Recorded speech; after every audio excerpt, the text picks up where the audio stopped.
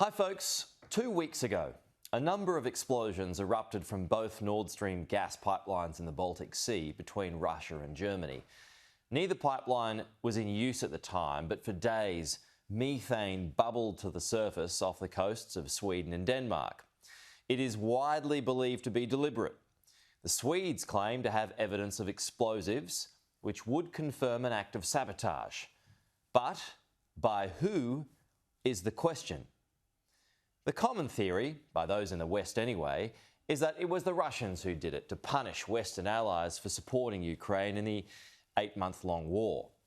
Vladimir Putin, however, says it's the US who did it because it stands to benefit the most. My question is, why would Russia do it? It only needs to turn off the gas to render the pipelines useless. Why would it blow up a project it fought so hard to build? So let's look at Putin's point. Back in February, just before Russia invaded Ukraine, or about then, this was Joe Biden at a press conference alongside the German Chancellor, Olaf Scholz, when he was asked specifically about the future of the pipelines.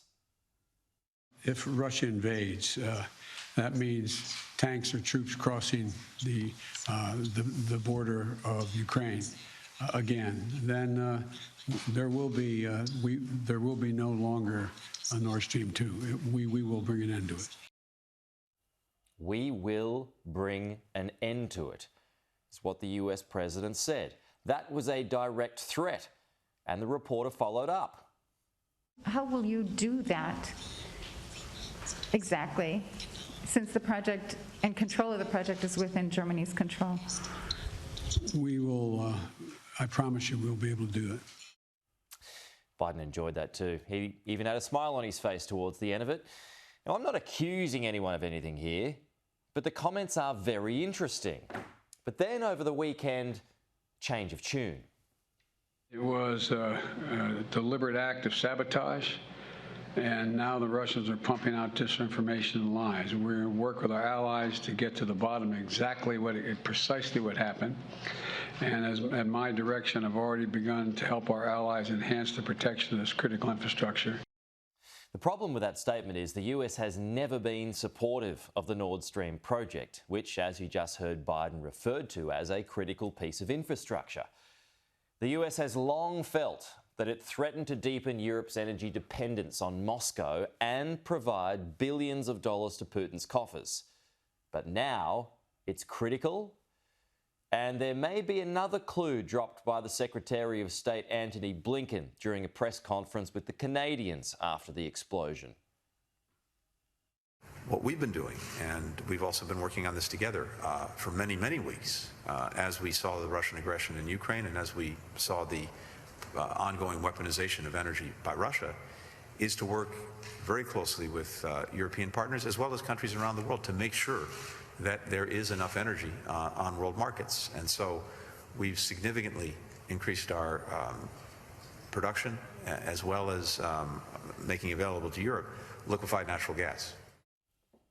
Blinken, like Biden, has made threats before. He said during his confirmation hearing that he was, quote, determined to do whatever we can to prevent the completion of Nord Stream 2.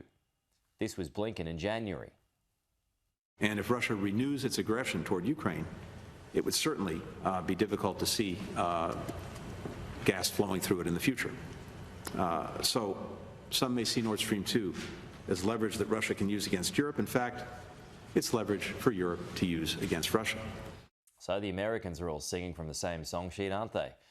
Biden is right, though, when he points to Russian disinformation campaigns, which sow chaos and confusion.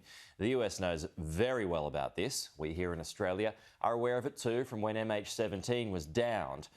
But in this instance, around the explosions of Nord Stream 1 and 2, when Putin blamed the West for the attacks, he might not be wrong.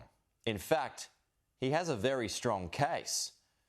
More broadly, though, what's worrying about this attack, coupled with the blown-up bridge to Crimea, is that what started as an invasion is now becoming a proxy war, and now Belarus has been dragged in. As Joe Siracusa observed, It's now moved out of Ukraine and into international waters. This war is a proxy war, which is starting to spill out into different places. In the case of Nord Stream, it's in the Baltic Sea. Now it's in Ukrainian waters. It's near international waters. So it's starting to spread its tentacles and dragging all kinds of people in. Either way, when diplomacy should be the prized outcome to see an end to this war, we are heading in the complete opposite direction. Just look at the pictures from Kiev overnight when Vladimir Putin responded. And the temperature will only rise as Europe races to secure energy this winter. Thanks for watching. To support this channel, please like, share and subscribe below. See you next week.